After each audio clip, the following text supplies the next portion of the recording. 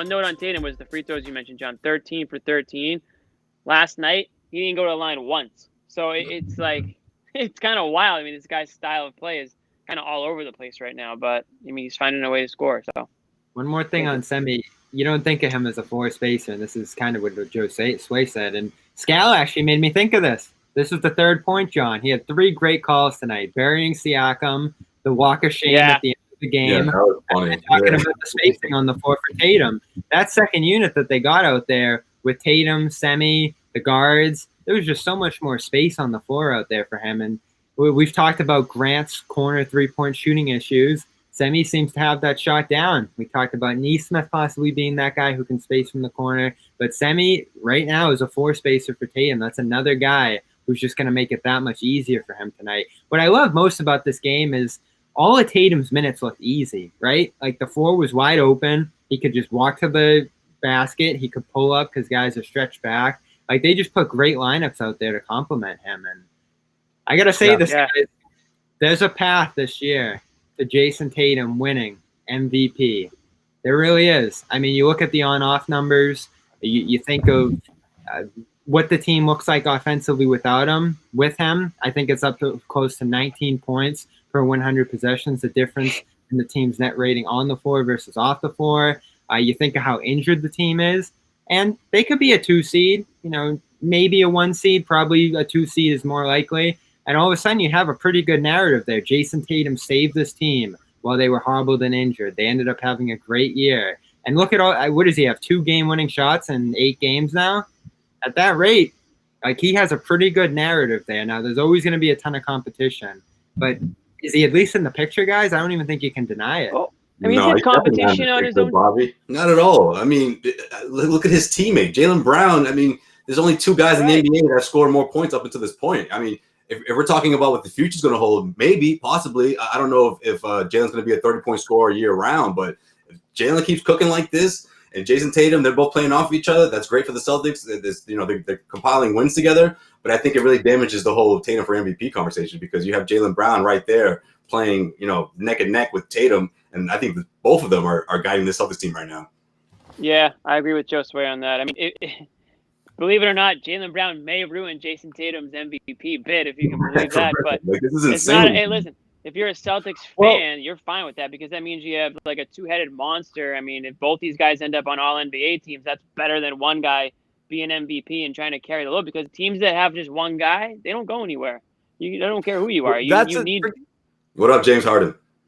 But forget the MVP thing, though. That's kind of the thing we were talking about earlier with like the ascension of both these guys having to get to a next level for the team to get to the title. Yeah. I think it's clearly the story of the season, which is that happens and they can get there. It doesn't, and they stay where they are, then they don't. But right now, I mean, you're in a position where a lot of teams don't have one of these guys. The Celtics have 2 of them, and that's the whole thing. If these 2 guys are 2 of the top 12, 14 players in the NBA, forget about it. Like you can fill with Semi Ojeleyes and Grant Williamses and get away with it. That's the story of the season so far. That's the story of the season. Right now, you've got Jaylen literally going games where he barely misses. He doesn't miss a 2-point shot. He's unstoppable with the ball. And then it's like, oh, yeah, there's also Tatum, who might be one of the top 3 or 4 most skilled offensive players in the game, who just puts forth an effortless 40 tonight. So those 2 things, I mean, like I said, is those guys – do this again, you can supplement with those other players and get away with it. And in other words, no more complaints from John about Grant Williams minutes or Semi minutes. Yes. Because we're fine with the minutes. It's the shots, right? You're the Lakers. You go get AD and LeBron, and then you fill with whatever jag wants to play for you because they want to jump and ride your coattails to a championship. That's how you do this. You get the 2 studs and everyone's like, I want some of that, and that's the key. And if they have it, Smith factor, that's everything, right?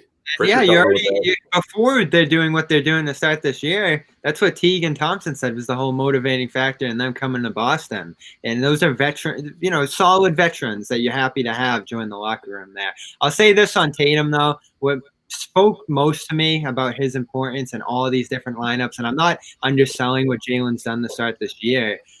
They're down 12. They do a bench and Brown lineup. They cut 12 to 7 over the course of like 4 or 5 minutes. But then they swap Tatum for Brown, or they swap Tatum in for Brown. And it just flips 18 points like nothing. You know, he's out there with Semi, he's out there with Pritchard, and he's just pulling up. The score flipped 18 points like on a dime. And you can put Tatum in with pretty much anyone off a bench and survive. Not just survive, thrive. And I said this to you guys over text, like, it really almost doesn't matter what you put out there with him at this point in terms of bench units. Like, they could put Neesmith, Semi, Rob, and Teague, and they probably go on like a +9 stretch with Tatum leading that unit. And that's what speaks to me as most valuable. It's true that Brown's production on a stat sheet is going to make voters look at that and say, oh, they have 2 stars. But when you look at really like where the value comes from, who's producing for Brown, who's opening up Brown more, it's all Tatum. Like, he is the engine driving this team right now, even though Brown's numbers are a little better. But you know that when the votes come in. How'd you guys feel about Brad Stevens pulling the trigger on that? As soon as the Raptors got that second possession, down by 10, he just immediately was like, Jayson, get in there, hurry up. That's what we're talking about. That's where we're talking about Scal's call, the walk-up game. The best part of that when he goes, trust me, I've been there, guys. Yeah. That's the best call of his broadcast career, I swear. That was so funny. He's like, trust me, I'm a bench scrub. I know exactly what these guys are feeling. I went in there to hold a 26-point lead, and they had to bring the stars back on the bench. They didn't even make eye contact. Tatum and Brown walked in there like, really? And those guys were like, it was you know what you did. To be like, sad. KG had to take the ice off his knees. He was so good. Draymond had the best face of all. Like, I just smoked a J in the back. You know, like, I don't want to play anymore, man. Yeah, come on. Hey, down as he walks in. 1,000. We got 1,000 in the room right now. Toronto does it for us. I love this. I love these. I want to play Toronto every day. I do too, but I want the games to be a little bit more competitive. I mean, geez. What's going on over there? He really was. He tried to hide it. He was pissed. Yeah. Well, I mean, listen, this is the second night of a back-to-back. When you can get your stars off the floor a quarter early, you love that. You don't want to have to sit them and then bring them in at the end. Maybe they're starting to tighten up a little bit. Like, it's the last thing you want to have to do as a coach. I mean, this schedule is a grind, so you take those blowouts anytime you can get them and rest your guys. So it was pretty shitty that the bench couldn't hold it like that. Yeah. Plus, the Raptors are infamous for that too. So Brad was like, "No, not tonight. Absolutely not." Right. Imagine this comeback. Oh man, that would have been. Can we? Not that well in the morning.